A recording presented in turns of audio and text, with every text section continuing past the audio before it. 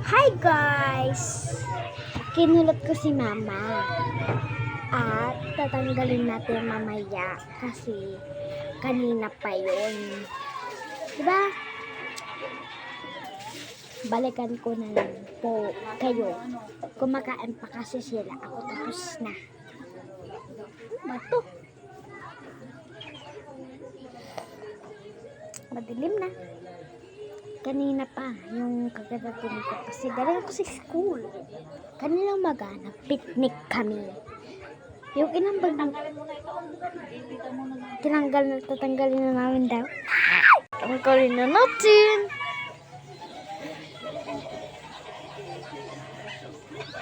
Wait lang. Yan guys, yung buhok ni mama.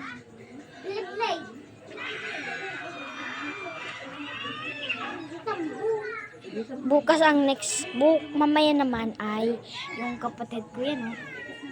Wait lang guys, ipitan ko lang siya. Yan guys, yung kapatid ko.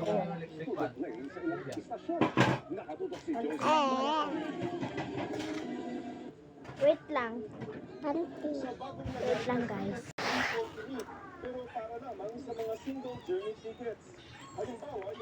Pesos na minimum na pamasahe, magiging 8 pesos na lamang. Pero para ma-avail ang discount, tuloy pa ang ID at tuloy pa ang apelido, school ID number at magpapapirma sa counter. At yung targets na kasi gusto lang naman din nila kaya. Yung first time is hindi naman po. Hindi naman din siya yung full details yung nalalagay. Pakita ko yung buhok. Yan. Hanggang dyan, oh. Yung paa mo naman, be!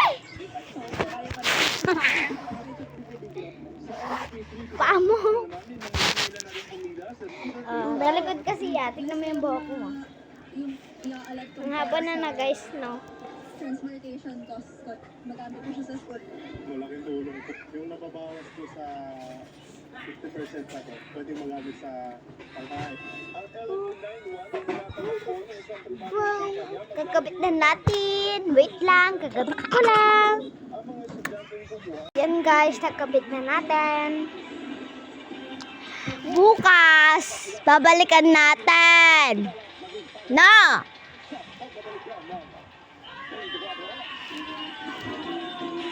Ting-ting. Hindi naman ka nakikinde.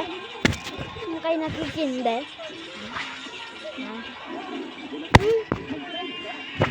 No! Charo. Basta. Basta. Bye.